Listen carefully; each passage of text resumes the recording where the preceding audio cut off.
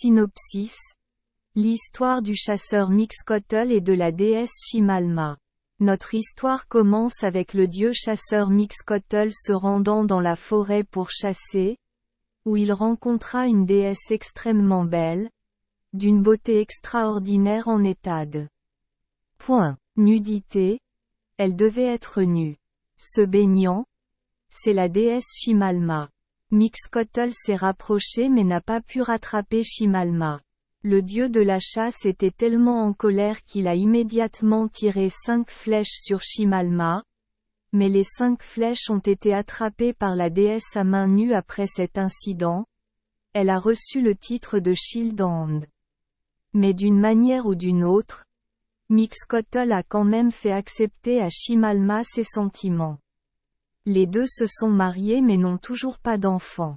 Shimalma se rendit alors au temple de Quetzalcoatl pour demander de l'aide. Le prêtre donna à Shimalma une petite pierre précieuse en lui disant de l'avaler. Peu de temps après, Shimalma tomba enceinte. Apprenant la nouvelle, Tezcatlipoca, le frère cadet et ennemi de Quetzalcoatl, envoya immédiatement ses subordonnés traquer Shimalma, provoquant la fuite de la déesse partout. Finalement, la déesse vint à Tepoztlán et donna naissance à un fils, nommé Topiltzin. Mais Topiltzin a ensuite montré sa véritable forme de Quetzalcoatl, chassant les subordonnés de Tezcatlipoca.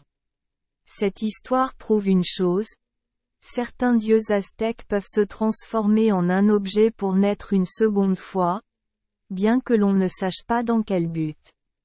Et tourner l'histoire vers un autre dieu.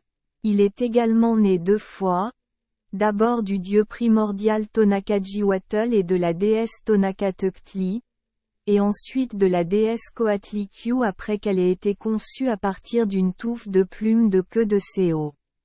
À partir de là, il y a une très forte possibilité que les plumes de la queue soient la réincarnation de Huitz pour se réincarner comme Quetzalcoatl l'a fait avec Shimalma. Merci les enfants des Esperluette Croisillon 39. Avoir écouté des contes de fées au jour Esperluette Croisillon 39. 8.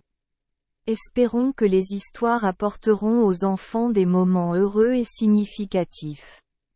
Si vous aimez notre chaîne, veuillez appuyer sur le bouton S Esperluette Croisillon 39. Abonner, pour ne manquer aucune histoire intéressante. Je vous souhaite une bonne nuit de sommeil et de beaux rêves. Rendez-vous dans la prochaine histoire.